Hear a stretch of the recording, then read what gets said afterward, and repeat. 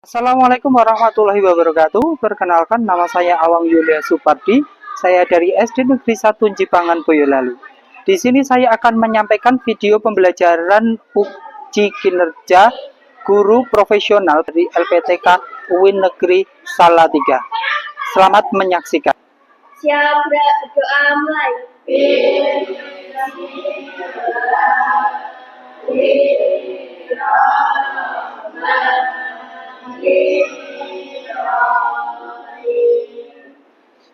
Alhamdulillahi Rabbil Alamin, Ar-Rahmanir Rahim, Maliki Yaumiddin, Iyyaka na'budu wa iyyaka nasta'in, Ihdinas siratal mustaqim, siratal ladzina an'amta 'alaihim, ghairil maghdubi 'alaihim waladdallin. Amin. Raditu billahi rabba wa bil islami dina wa bil muhammadin nabiyya wa rasulah. Rabbi zidni ilma warzuqni fahma. Amin.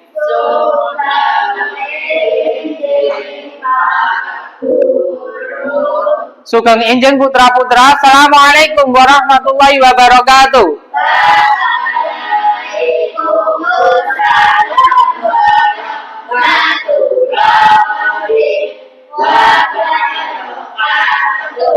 Pak Guru absen dulu, nanti menyebutkan nama-nama buah ya. Dila, Wiguna, Kaila, Kirana, Zeko, Janur, Aurelia, Rian, Hilal, Rizal, Naura, Semangka. Tepuk tangan.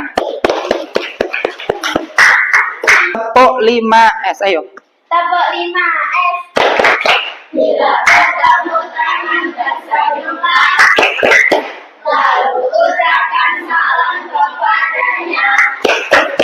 Salam kepadanya, sopan dan menghadapnya. Satulah tanda sayang kepadanya. Budaya 5S. Senyum, salam, sapa, sopan, santun. Yes. Tepuk tangan. Silakan mengadakan pertemuan pembelajaran kali ini. Kemarin kita sudah menyepakati untuk kontrak belajar, ya kan? Terus hari ini adalah materi pertama, kita akan belajar surah Ad-Duha. Nah, apa arti dari surah Ad-Duha? Ada yang tahu? Kiran? Waktu pagi. Tepuk tangan. Terus, mengapa surah Ad-Duha diturunkan? Rian? Oke, karena kaum Quraisy mengejek Nabi Muhammad. Terus, apa janji surah Ad-Duha kepada Nabi Muhammad? Rizal? Kali ini kita akan belajar tentang hukum tajwid yang terdapat di dalam surah Ad-Duha. Yuk. Nah, tujuan pembelajaran kali ini, peserta didik mampu menghafal surah Ad-Duha dengan baik dan benar. Yang kedua, peserta didik mampu menjelaskan hukum bacaan tajwid yang terdapat di dalam surah Ad-Duha. peserta didik mampu menjawab tentang hukum bacaan tajwid yang terdapat di dalam surah Ad-Duha. Yang keempat, peserta didik mampu menerapkan hukum bacaan tajwid yang terdapat di dalam surah Ad-Duha. Selanjutnya, nah, surah Ad-Duha di sini adalah surah yang ke-93 di dalam Al-Quran dan terdiri dari 11 ayat. Surah Ad-Duha ini termasuk dalam golongan surah Makkiyah karena diturunkan di kota Makkah. Surah Ad-Duha ini memiliki arti tadi yang dijawab sama Mbak Kiran, itu adalah waktu duha. Waktu duha adalah waktu pagi setelah matahari terbit hingga menjelang waktu zuhur. Selanjutnya, nah ini adalah asbabun nuzul atau sejarah turunnya surah Ad-Duha.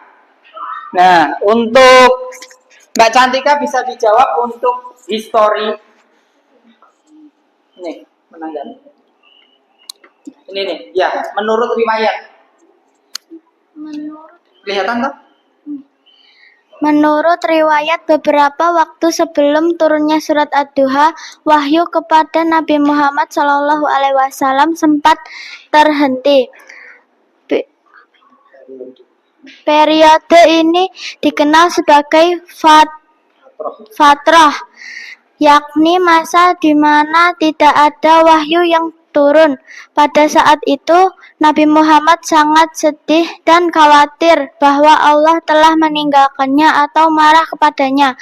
Perasaan ini terburuk oleh ejekan dan hinaan dari kaum Quraisy yang mengatakan bahwa Tuhannya telah meninggalkan atau membencinya. Nah, itu tadi adalah secara keseluruhan kisah atau turunnya asbabul nuzul. Tadi sudah disampaikan sama Mas Rian sama Mas Rizal itu bahwa Nabi Muhammad sempat diejek. Terus kemudian Allah tidak akan meninggalkan atau membencinya. Di sini adalah poin penting dalam mempelajari surah Ad-Duha. Selanjutnya, mari kita baca surah Ad-Duha bersama-sama mulai dari ayat 1 sampai ayat 11. Bismillahirrahmanirrahim. Wadduha wal-laili idza saja ma wadda'aka rabbuka wa ma qala walal akhiratu khairul laka minal ula wala sawfa yu'tika rabbuka fatarda alam yajidaka yatiman fa'awa wa wajadaka dhalam fahada wa wajadaka ailan fa'aghna wa aman yatiman falatan wa amma sa'ilan fa'atan wa amma bini mati rabbika fahaddis.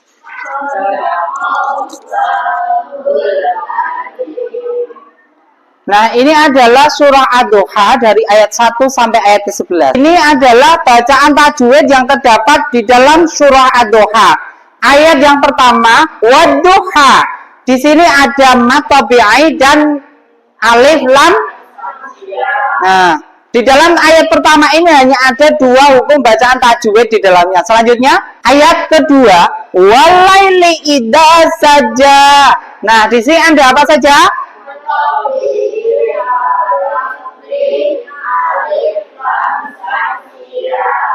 Terus ayat ketiga, ma wadda'aka rabbuka wa ma qala. Apa?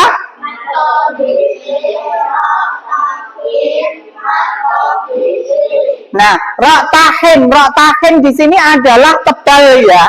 Jadi tahim itu artinya tebal. Ma wadda'aka rabbuka. Jadi rabbuka tebal. Terus selanjutnya, nah, walal akhiratu khairul laka minal ula. Di sini banyak sekali. Apa saja?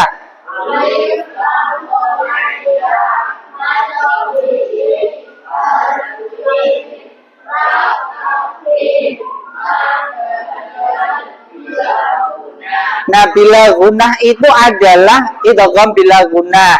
Nah, di sini juga ada ra tahim. Yo, selanjutnya. Walla saufa ya'tika rabbuka fatarda. Apa?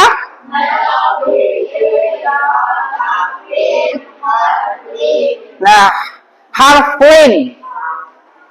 Yo, selanjutnya. Alam yajidka yatiman fa'awa. Matobi'i mabadal ikhfa idhar syafawi terus. Nah, yang paling dikenal adalah qalqalah sughra. Alam yajidka. Tidak boleh alam yajid. Tidak boleh, harus alam yajidka. Selanjutnya, wa wajadaka dhalan fahada.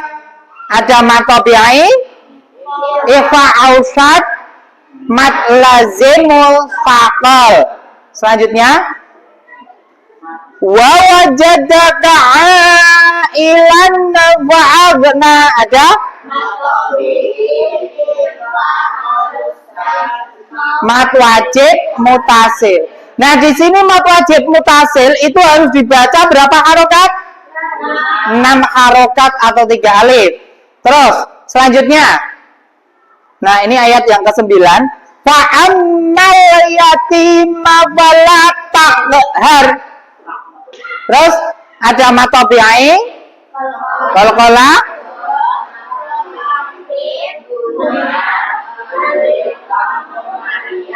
ayat 10. Wa amma sa'ila fala tanhar. Ada matobi'i,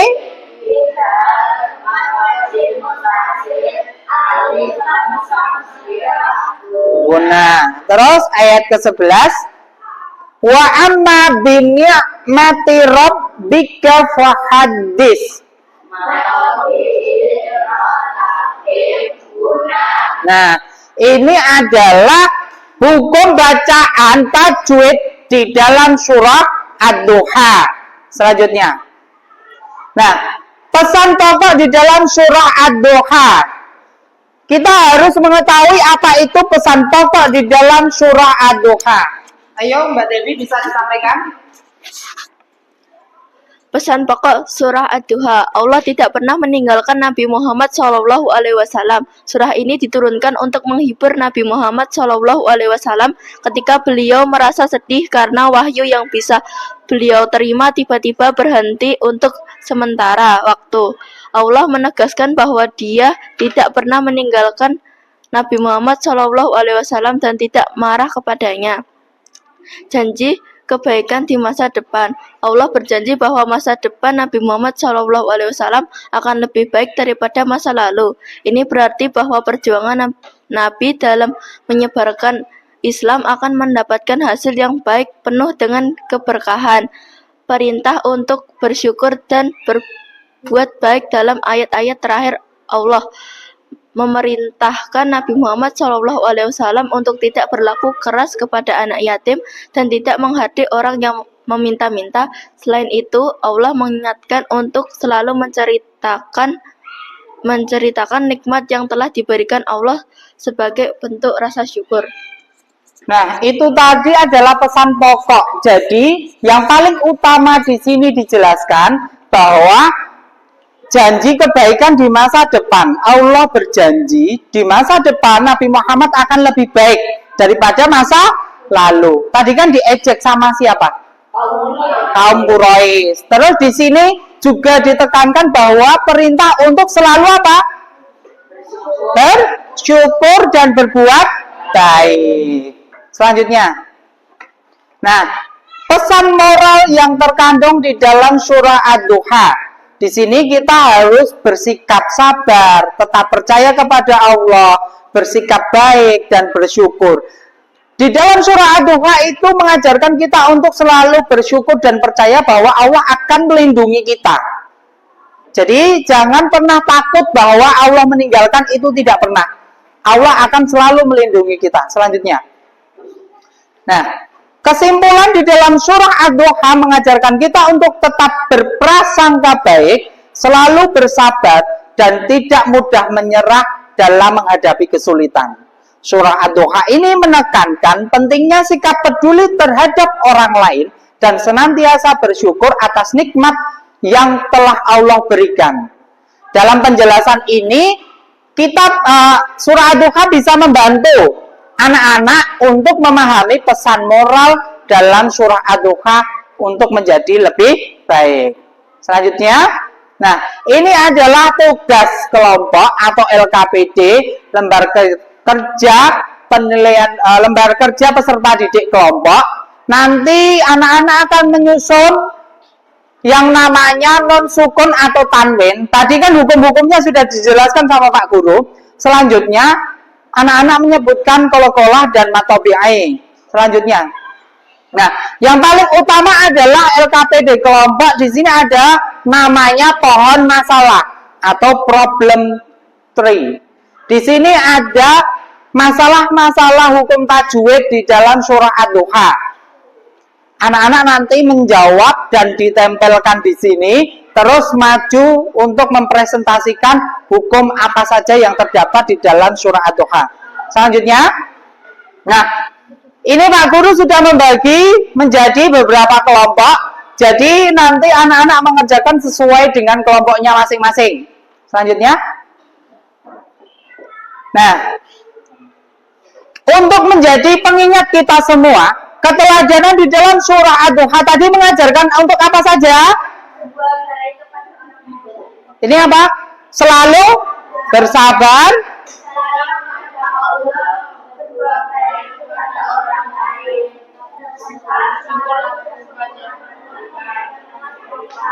nah, nilai ini sangat penting dan harus diimplementasikan itu dipraktekkan dalam kehidupan sehari-hari. Jadi di sini itu tidak boleh hanya sekedar kita berbuat baik saja, kita juga harus bersyukur. Itu adalah poin pentingnya. Terus selanjutnya, thank you. Tepuk tangan. Oke, Pak Guru akan membagi sesuai dengan nama kelompoknya tadi. Sesuai dengan tugasnya nanti dikerjakan. Ini untuk nomor satunya. Itu apa? Apa yang dimaksud dengan tajwid? Tadi kan sudah dijelaskan sama Pak. Izhar menurut bahasa tadi artinya apa? Jelas itu. Ini untuk huruf yang termasuk idgham gunah tadi apa? Benar tuh. Kami dari kelompok kinestetik akan mempresentasikan hasil kerja LKPD kelompok. Tempelkan potongan jawaban pada pohon soal. 1. Apa yang dimaksud dengan tajwid ilmu membaca Al-Quran? 2. Sebutkan huruf qalqalah, haf, ta, ba, jim, dal. 3. Ada berapa jumlah huruf hijaiyah? Ada 29 huruf. 4. Apa yang dimaksud dengan takhim? Menebalkan. 5. Apa yang dimaksud dengan tarkhik? Menipiskan. 6. Huruf yang termasuk dalam bacaan idgham bigunah adalah ya, nun, waw, mim. 7. Huruf yang termasuk dalam bacaan iqlab adalah mim, ba. 8. Ada berapa jumlah bacaan ikhfa? Ada 15 huruf. 9. Izhar menurut bahasa adalah jelas. 10. Hukum bacaan di bawah ini adalah mad wajib mutasil. 11. Hukum bacaan di bawah ini adalah qalqalah sughra. Apakah ada yang ingin ditanyakan? Sekian dari kelompok kami. Hasil kerja diskusi kelompok kami. 1. Apa yang dimaksud dengan tajwid? Jawab, ilmu membaca Al-Quran. 2. Sebutkan huruf qalqalah. Jawab: qaf, ta, ba, jim, dal. 3. Ada berapa jumlah huruf hijaiyah? Jawab: ada 29 huruf. 4. Apa yang dimaksud dengan tafkhim? Jawab: menebalkan. 5. Apa yang dimaksud dengan tarqiq? Jawab: menipiskan. 6. Huruf yang termasuk dalam bacaan idgham biguna adalah? Jawab: ya, nun, waw, mim. 7. Huruf yang termasuk dalam bacaan iqlab adalah? Jawab: mim, ba. 8. Ada berapa jumlah bacaan ikhfa? Jawab: ada 15 huruf. 9. Idhar menurut bahasa adalah? Jawab: jelas. Hukum bacaan di bawah ini adalah? Wa ammasaila. Jawab: mad wajib mutasil. 11. Hukum bacaan di bawah ini adalah? Alam yajidka. Jawab: qalqalah sugra. Sekian presentasi dari kelompok kami. Apakah ada yang ingin ditanyakan? Assalamualaikum warahmatullahi wabarakatuh.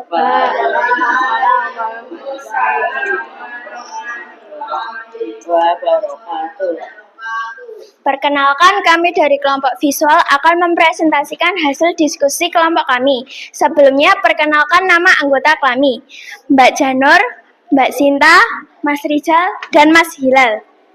Berikut soal-soal akan dijelaskan oleh Mas Rizal. 1. Apa yang dimaksud dengan tajwid? Ilmu membaca Al-Quran. 2. Sebutkan huruf qalqalah. Qaf, ta, ba, jim, dal. 3. Ada berapa jumlah huruf hijaiyah? Ada 29 huruf. 4. Apa yang dimaksud dengan tafkhim? Menebalkan. 5. Apa yang dimaksud dengan tarqiq? Menipiskan. 6. Huruf yang termasuk dalam bacaan idgham biguna adalah? Ya, nun, wawu, mim. 7. Huruf yang termaksud dalam bacaan iqlab adalah? Mim, ba. 8. Ada beberapa jumlah baca ikhfa? Ada 15 huruf. 9. Idhar menurut bahasa adalah? Jelas. Hukum bacaan di bawah ini? Wa ammasaila. Jawab: mad wajib mutasil. 11. Hukum bacaan di bawah ini? Alam yajidka adalah? Qalqalah sugra. Sebelum saya menutup presentasi kali ini, apakah ada yang ingin ditanyakan? Kasih tepuk tangan. Wassalamualaikum warahmatullahi Tepuk tangan untuk kita semua. Tadi anak-anak sudah mempresentasikan tugas kelompok dari pohon masalah, yang mana tadi sudah disampaikan sama Pak Guru terkait hukum bacaan tajwid. Terus sekarang anak-anak akan mengerjakan untuk tugas individunya, mencari bacaan tafkhim dan tarqiq.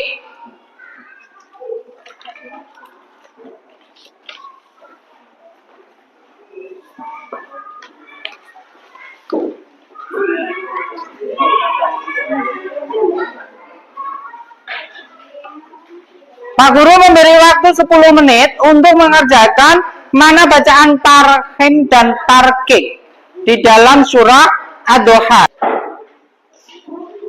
Ayo dikumpulkan kalau sudah selesai.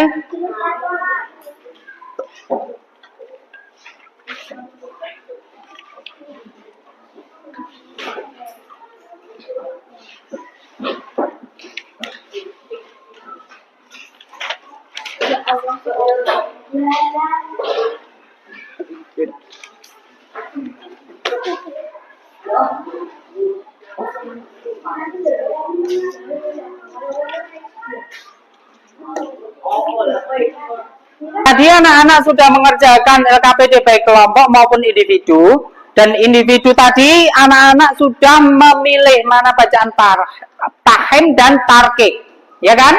Nah, di situ tadi untuk tarkik tadi apa? Tebal atau tipis? Tarkik itu terus tahin tebal. Untuk itu kita akan melakukan evaluasi atau refleksi pada pembelajaran kali ini. Kan video kali ini.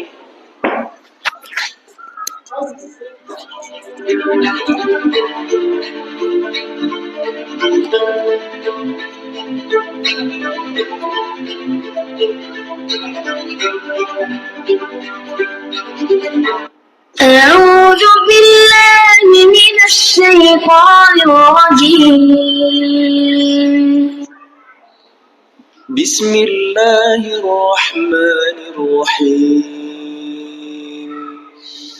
والضحى والليل إذا سجى ما ودعك ربك وما قلى وللآخرة خير لك من الأولى ولسوف يعطيك ربك فترضى ألم يجدك يتيما فآوى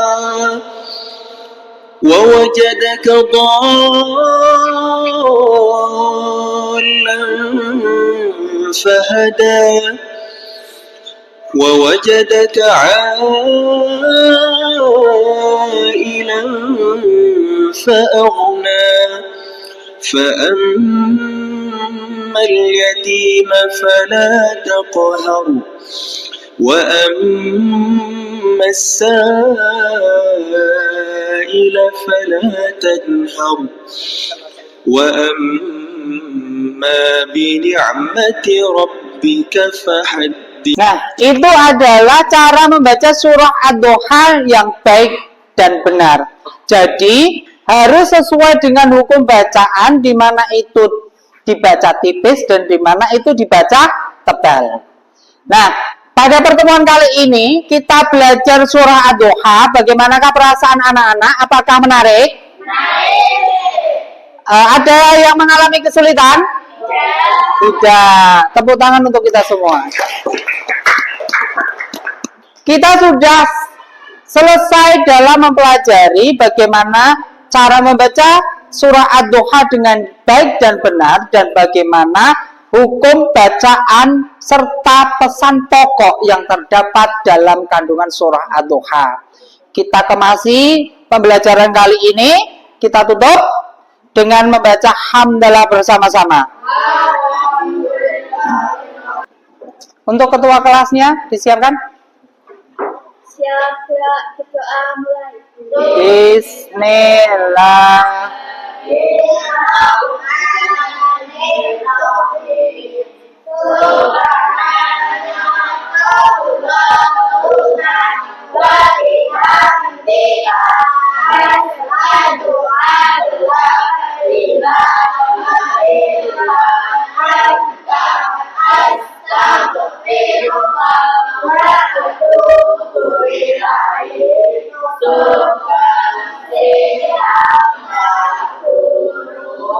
Sebelum Pak Guru tutup, Pak Guru akan menyampaikan tujuan pembelajaran selanjutnya, yaitu adalah Asmaul Husna.